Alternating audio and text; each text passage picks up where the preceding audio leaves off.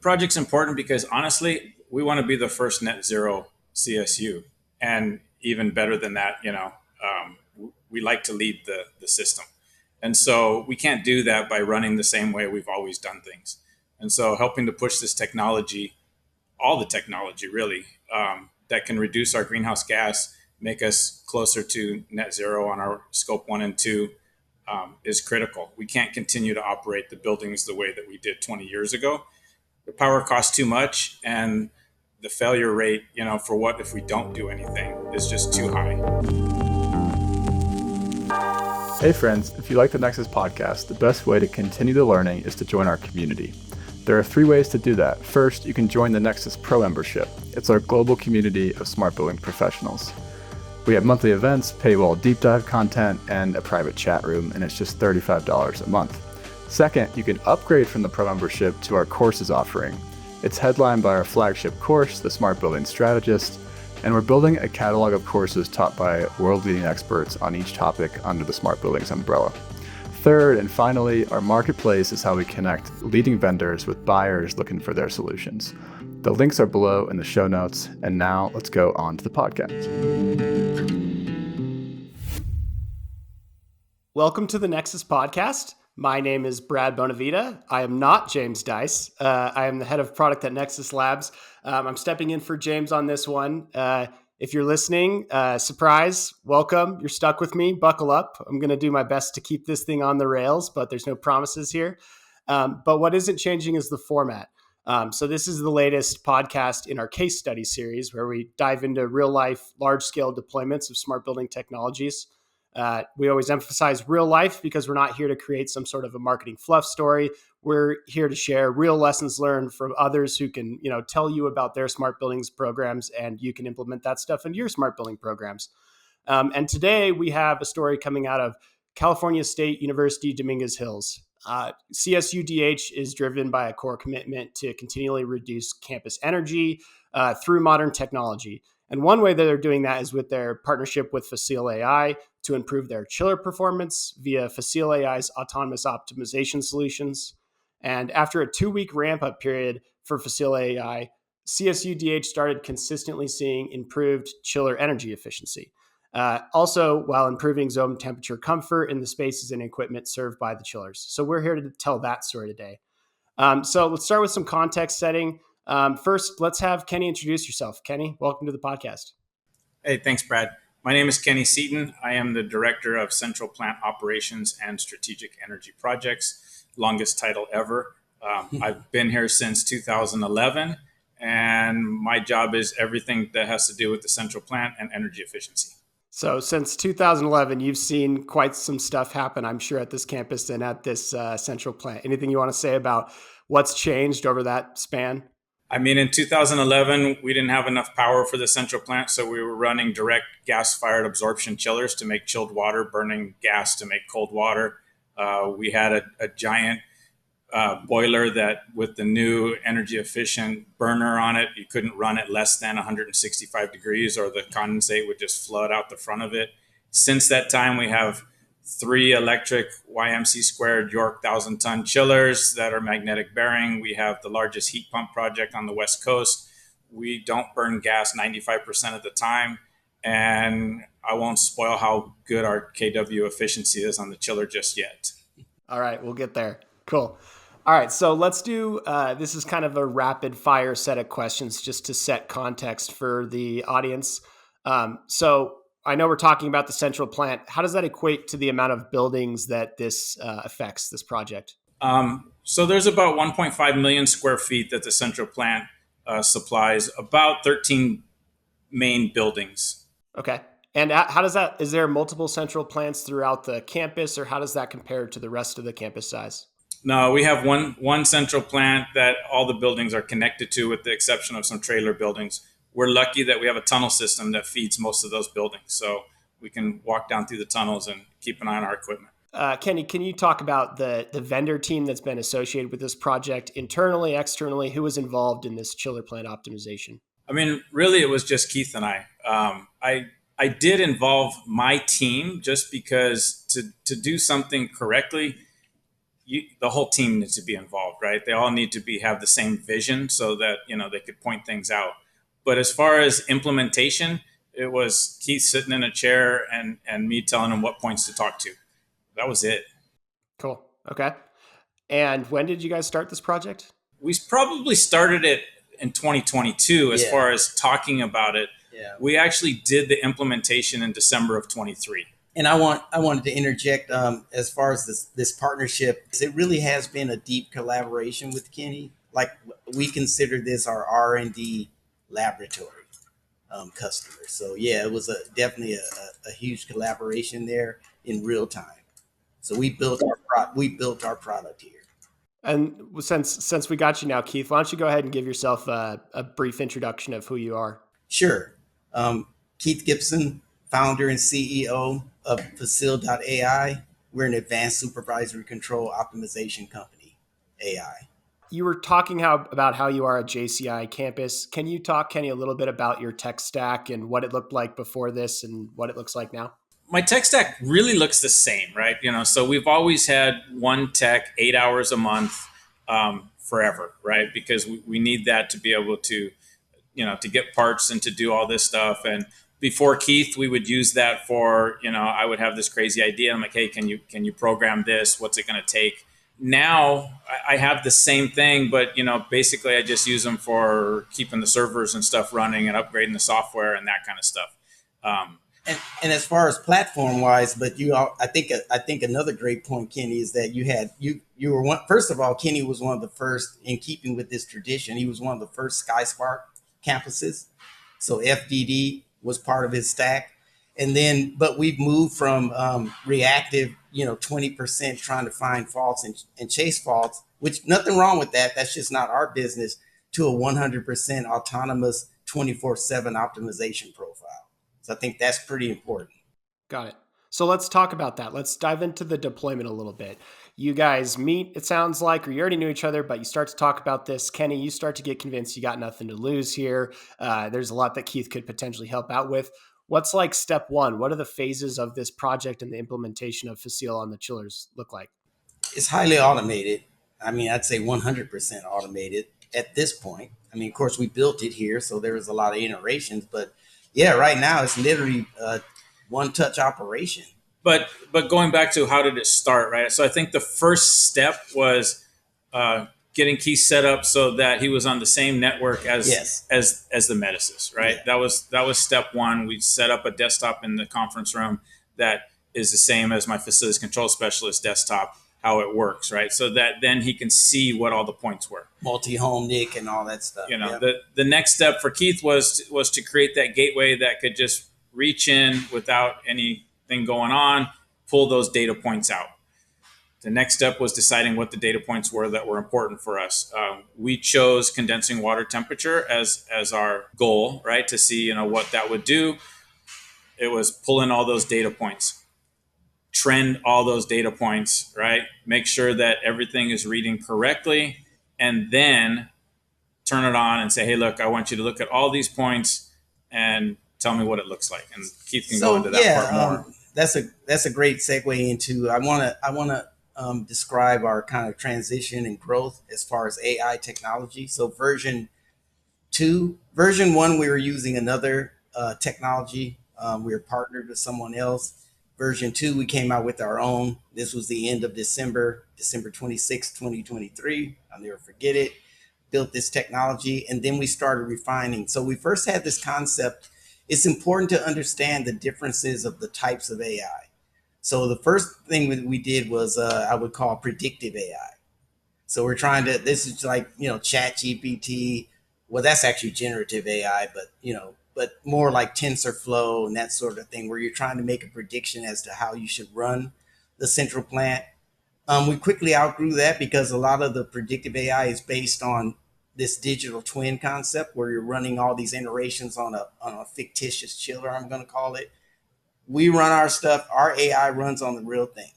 So we're not off here in the cloud doing some simulation on a simulated chiller. We run in real time on the real chiller.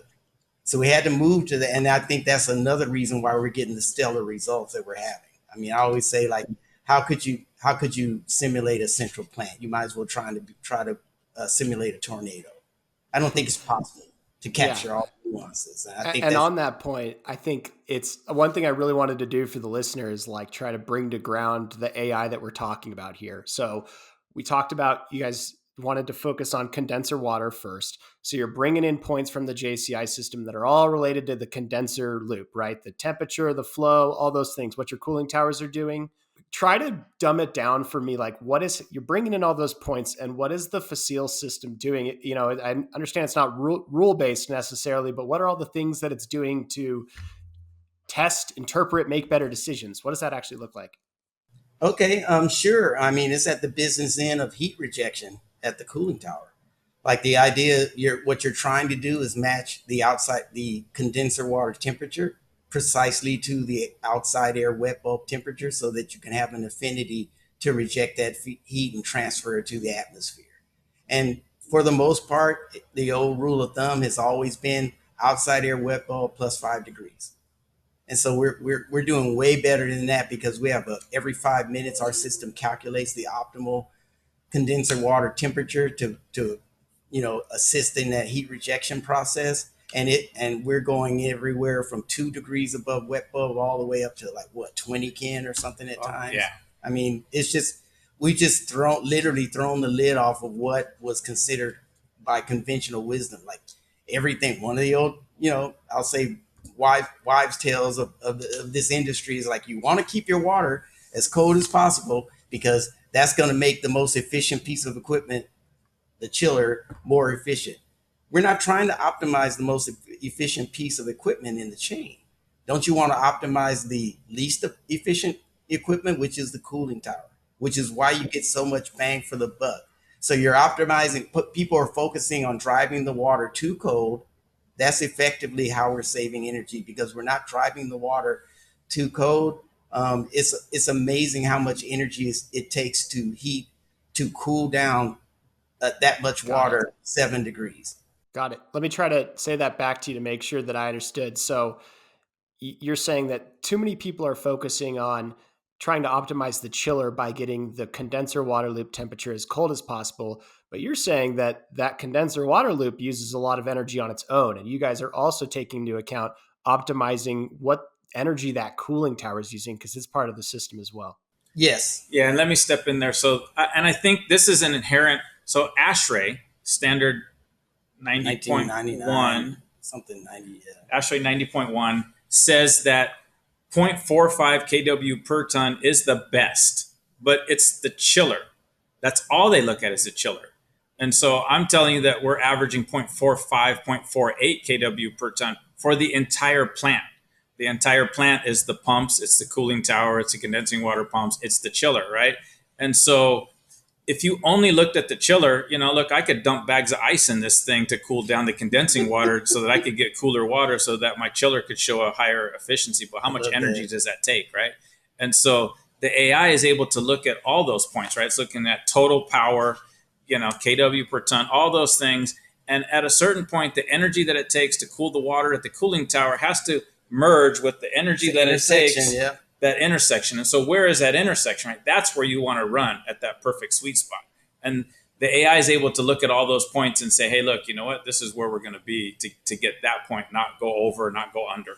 By the way, the chiller is always lower than the central plant. So if the plants run at a 0.4, the chiller's at 0.3, or even as low as 0.25, which is just ridiculous efficiency. KW per ton is what you're talking about. Yeah. That's where I wanted to double click is, can you guys explain what we're kind of keep bringing the efficiency back to this KW per ton? How are you guys measuring that? What does that entail to measure it? So we have, when I put the new plant in, when I went from the gas plant to the chiller plant, we put in all new electrical infrastructure. We put shark meters in with CTs on every circuit. So I have energy data for every single piece of equipment.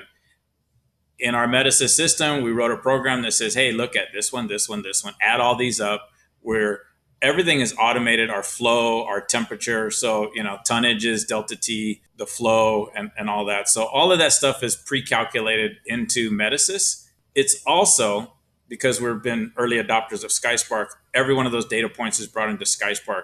after we had Facil running for a few months, I reached out to my SkySpark provider and said, hey, I need you to do the sanity check for me, right? Before I start posting this stuff on LinkedIn, I need you to tell me, am I looking at this correctly? And they came back and said, wow, yes, this is good. Wait till you get a year's worth of data. And so we've been trending that data for, I could pull up right now, a year's worth of data that just shows all of it. And it's all calculated. We're not touching it anymore, right? It's all written into the program. And so is this, it's continually updating the actual JCI program, or is like, what is the, what are the commands at this point that Facil.AI is actually writing to the system? Right now, so we had a program, right, that said, hey, wet bulb plus 5 degrees equals condensing water temperature set point. And now we still have that in case something breaks, which hasn't for a long time now. But Facil is saying, hey, condensing water temperature set point should be this. And that's it. And if Facil, if our heartbeat is good and nobody's hit the kill switch, then that's the command that the cooling tower sees. Yeah. Gotcha. So it just reverts back to what it was doing before, outside air wet bulb plus 5. I mean, we can actually tell when Facil, if I'm doing an update or something, Kenny will come up, he goes, is Facil not running? I'll say, no, it's down for a couple minutes. Yeah, I can see, because we're doing 0.65 kW per ton. What's going on here? Like, we're our own worst enemy now that we're constantly looking at. It's like, oh my God, we're at 0.65 when everybody else is thinking they've already arrived when it got there. So I wanted to make sure that for our audience, we understood that this is what the term that Nexus Labs uses for all this is advanced supervisory control. That's what Kenny and Keith are talking about right now. We have a category in the Nexus marketplace about this. The key that makes it, considered advanced supervisory control for us is what Facil.AI is doing is actually writing back to the system. So there's no operator here who's changing the set point based on what Facil.AI says. Facil.AI is able to change that set point directly, and then the system, VFDs change, pumps change to make that set point a reality. Is that right? yes, Correct. It's agentic AI, for lack of Exactly. Where I was going to go next is to kind of the operations of this. Kenny, can you talk at all about who is the team who maintains and operates the chiller, and what did that look like before and then after Facil.AI was implemented? Did it change at all? No, nothing changed, right? It's the set point is different, and yet it's just, if I were able to do this with programming, right, and do it in the Metasys system, then I would write a new program and it would say, hey, this is what the condenser water temperature set point is supposed to be. Maybe I change it to 6.5 degrees above wet bulb or something like that, right? And it just works. The only difference is that's going to be written straight into Metasys. And now AI, Facil is saying do that. But Facil, every 5 minutes, is making a change. And so in Metasys, we wrote into the logic that says, hey, if you don't see a signal from Facil every 5 minutes, we call it the heartbeat, then run your old program, right? And so what's the worst that could happen now, right? The worst that could happen is I run inefficient because now I know better, right? But we don't lose connectivity. We don't lock up with, a bad set point because, the cloud and computers and all that stuff. Everything keeps going as it always did. It doesn't change the building service engineers or the facilities control specialists, what they're doing. They're still looking for anomalies and for things to go wrong, just like they always were. Yeah, and that's a great point. I mean, did you see it? I mean, it's so subjective based off of Kenny and our experience. He said we just go back to being inefficient. But that's what the community expects. Like, we've already arrived according to ASHRAE. So not a ding on any of the systems. They're doing a great job. We're making them better. Mm-hmm. I like too that it feels really clean, that it's like an add-on, right? You were saying it doesn't really change the way anybody's operating. If it turns off, then things just go back to the way that they were. If it's on, then you're operating more efficiently. So it doesn't really affect the operations at all. And the truth of it is my team doesn't pay attention to it the same level as I do. So they don't know when it's not working. Yeah. It's me, because I have a big screen monitor that I keep my summary central plan up, and I walk by and it's like, look, if wet bulb is 53 and the set point is 58, then I know Facil is offline. It's really pathetic Right? at times. We can't even walk by the screen. I've been going through the bathroom or something. I got to stop and look at the screen, but no, it's completely autonomous in the background. That's the way we like it. Yeah. Okay. All right. So let's pivot a little bit. I love the story about how you guys started. It's kind of like, the perfect team came together to make this thing happen.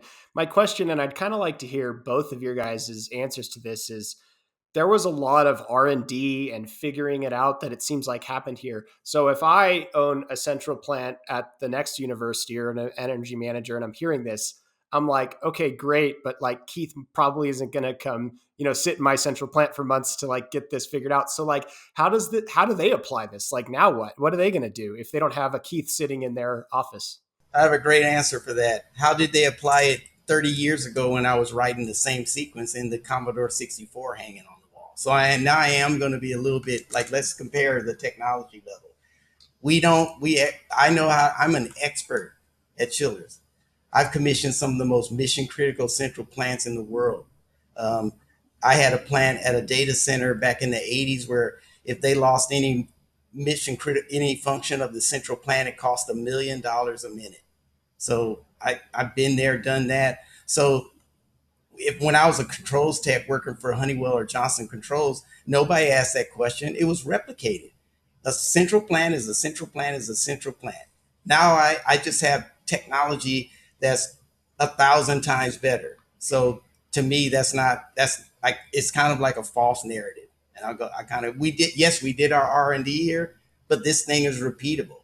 Our stuff takes over. It's an expert on running central plants, and it doesn't matter. And we're ramping up our install base right now. So you're saying the next one doesn't need Keith there. You can just take Facil.AI and bring in the points and let it happen. I would be a service company. And that's a good point because there are some folks in the industry that are nothing more than retro commissioning. And commissioners, and I'll leave it at that. This is a software technology AI company. I would get the worst multiplier in history if I couldn't replicate this in code. Like, that's the whole point. Sure. And have you been able to replicate it in other chiller plants? Are you moving on to some other ones? Yeah, we've just landed a few large central plants, and they're in implementation right now. So we're doing USC, several other Cal State campuses. I mean, it's just, we got something coming online in the UAE, a district central plant with like 31,000 ton chillers. We're an energy company in the UAE. So yeah, a month from now or 2 months from now, we'll have like 30, 40 chillers to prove this out. Cool. All right. So Kenny, same question to you. Like you're the central plant operator that you don't know, you're not friends with, who's, I don't know, on the other side of the country or something. They're listening to this.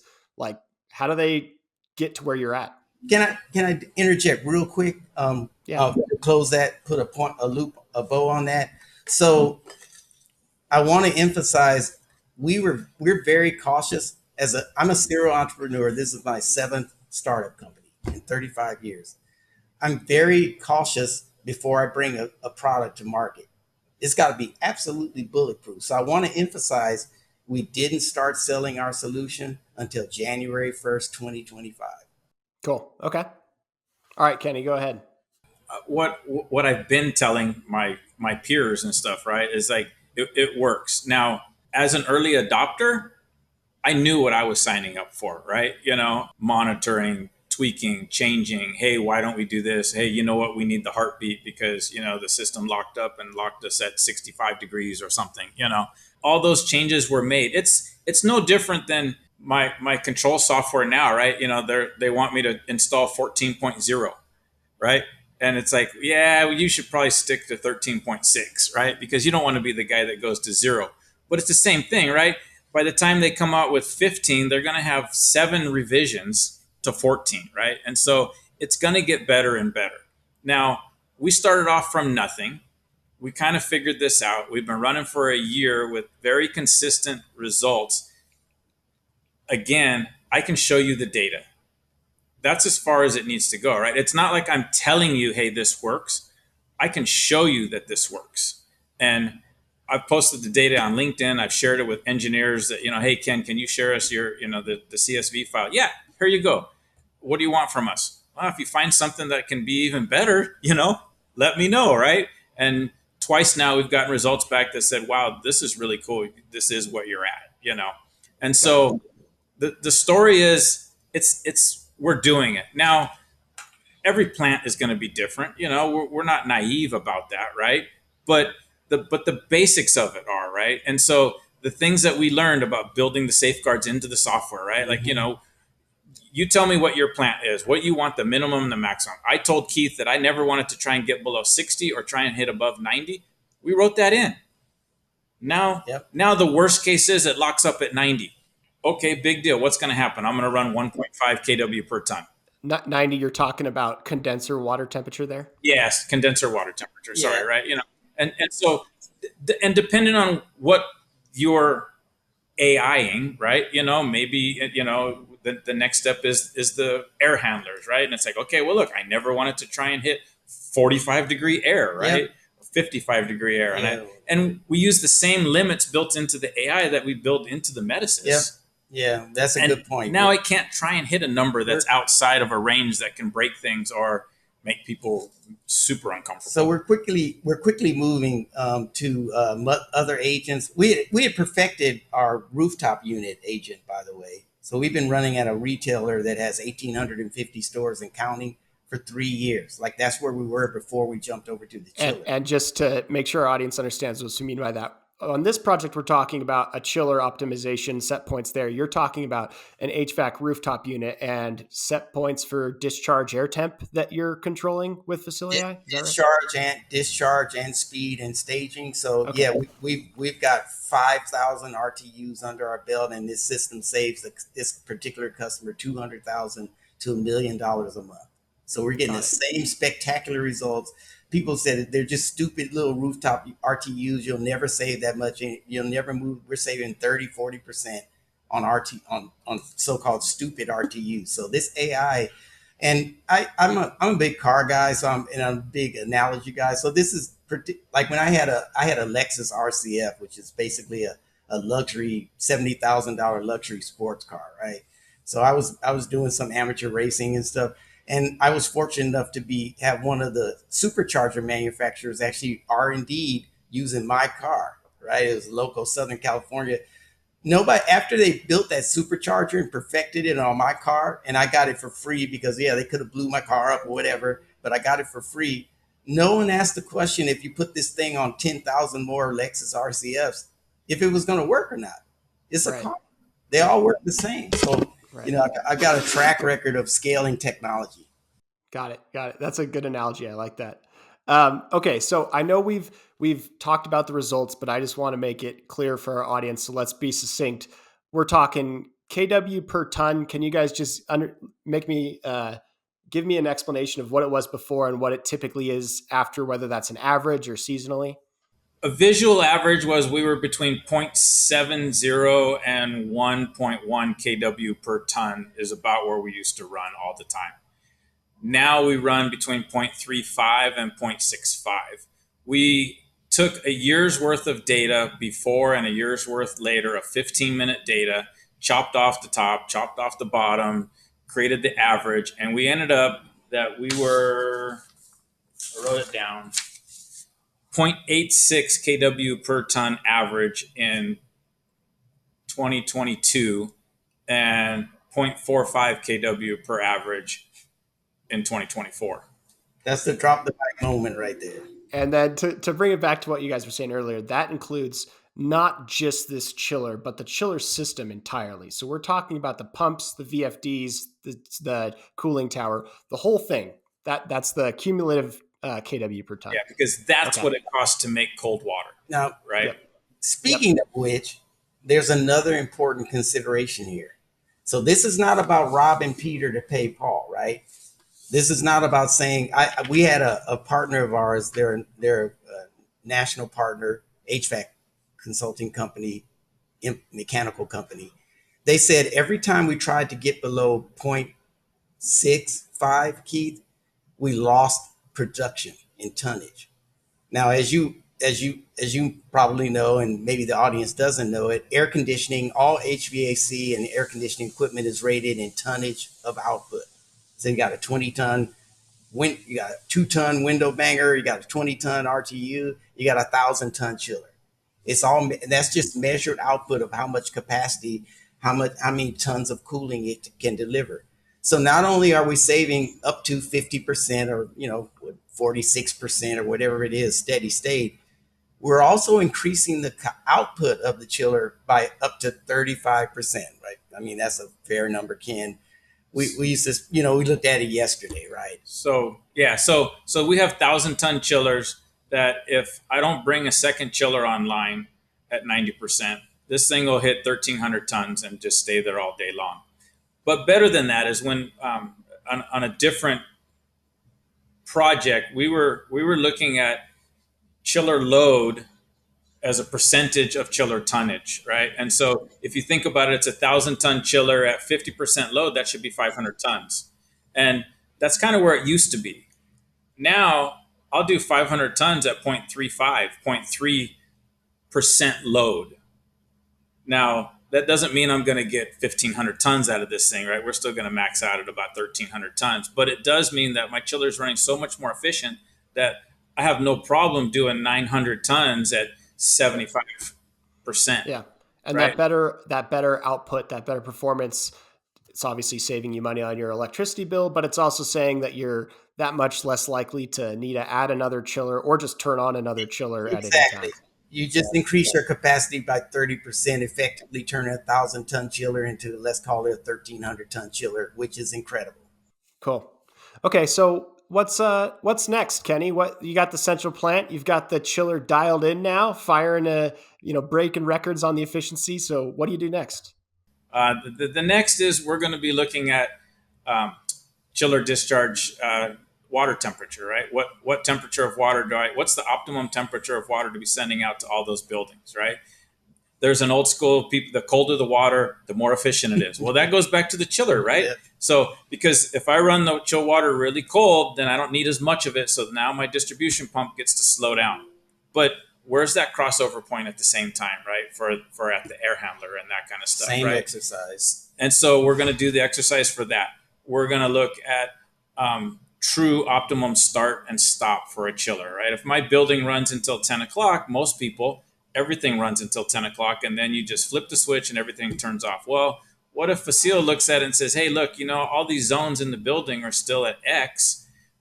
You could shut things off at 9 o'clock or 9:30, or maybe you can ramp the air handler down. You don't need that much static pressure. Or maybe you could shut off the chill water completely because you don't need any more at that time, right? A lot of little things like that are the next step, is getting into the air handler, outside air economizer, letting Facil do it optimally instead of, I say it's the difference between static settings, right? X plus Y equals Z, and that's what you program it for. And doesn't matter, right? But there are a lot of times in the fringes and the middle and at the bottom of the range and at the top of the range, that just doesn't work, right? We'll let AI do that because that's what we let it do on the condensing water, and it blew our mind. Yeah. And so that's going to be kind of the next step. Now, for me at Facil, speaking at it from a broad view, we're moving to many more equipment types and applications. So we have 2 agents right now. We have the central plant. I almost said chiller. It's not. Central plant optimizer, RTU at scale optimizer. We've already installed.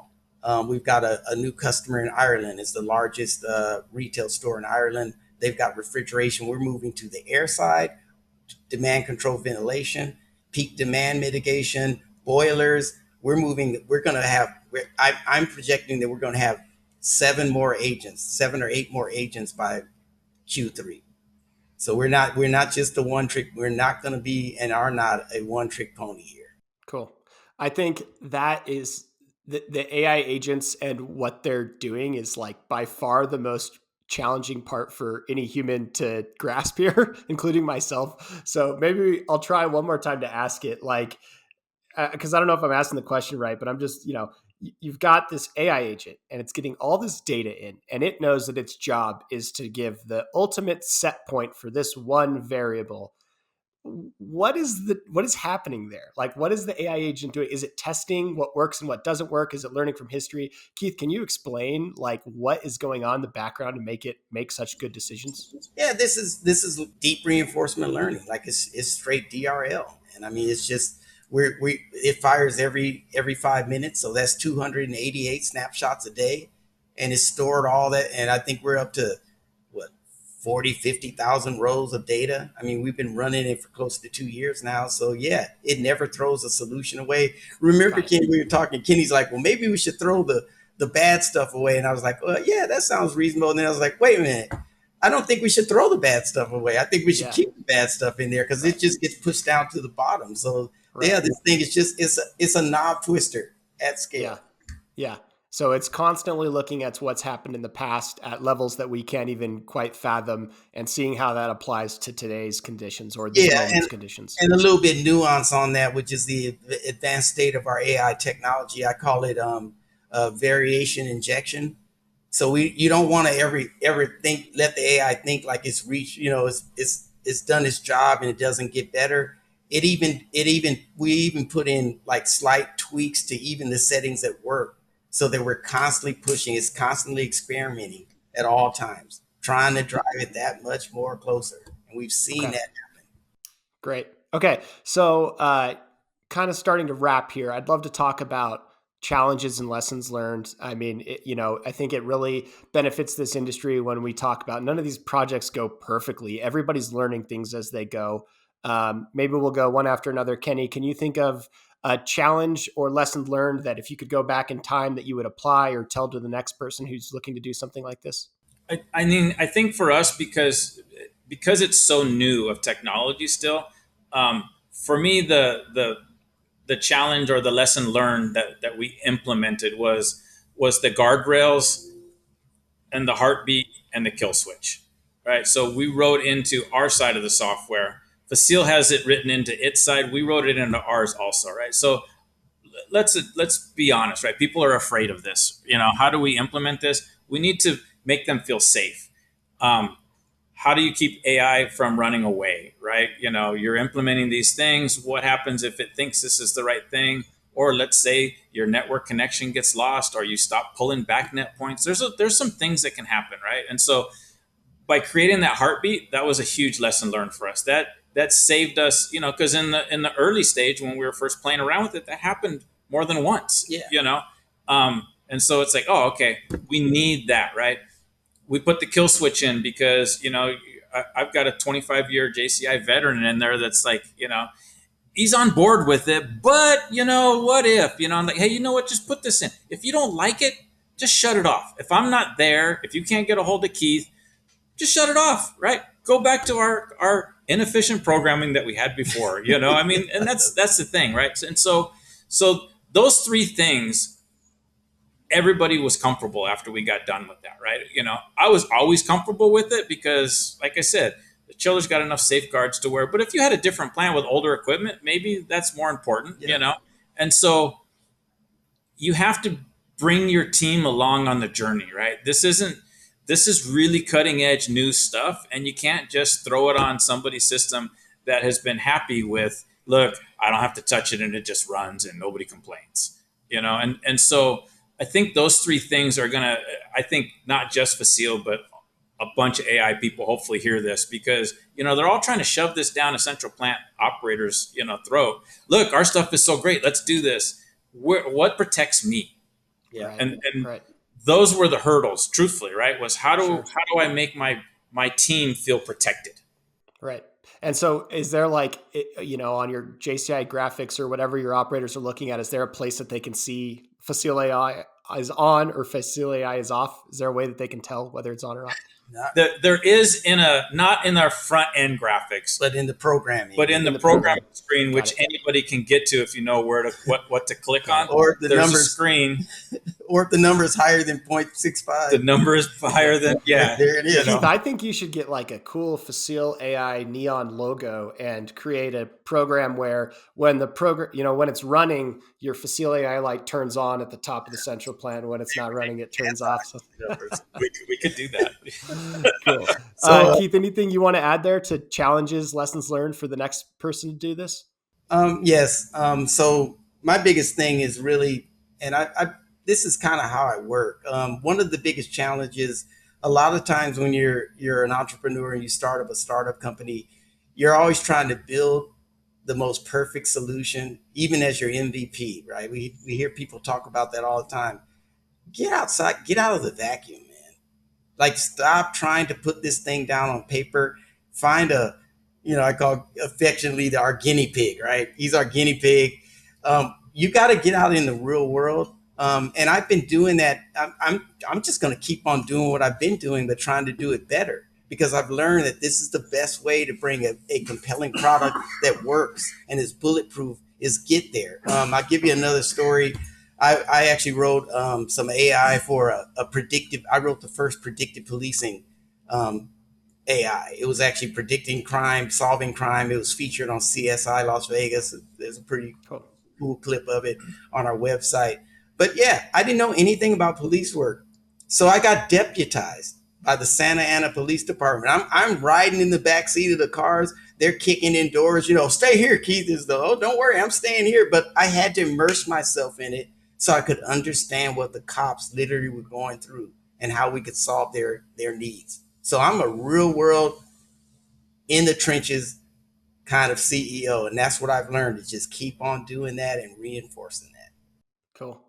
And then Keith, what are the steps if there's someone who owns a central plant who wants to purchase Facil and put it in? Like, what's the first step they should take? What's the second step they should take? So just get a hold of us, either myself or Danielle. Danielle at Facil.AI.com or Keith at Facil.AI.com.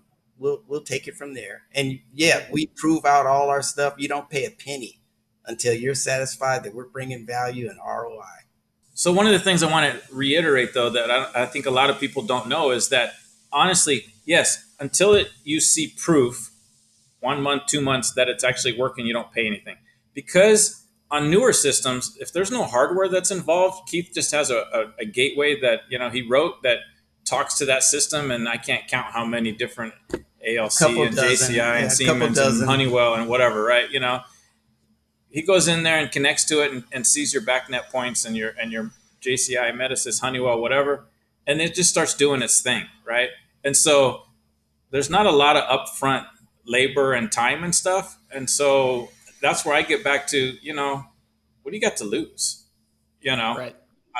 Try it. What do you got to lose? I like that. Cool. I think that's a great place to wrap.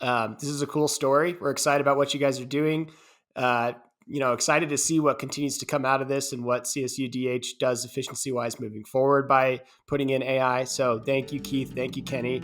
It's been a great podcast. Thank you all for our listeners. We kept it on the rails the whole time, I believe. So appreciate it. We'll see you at the next one.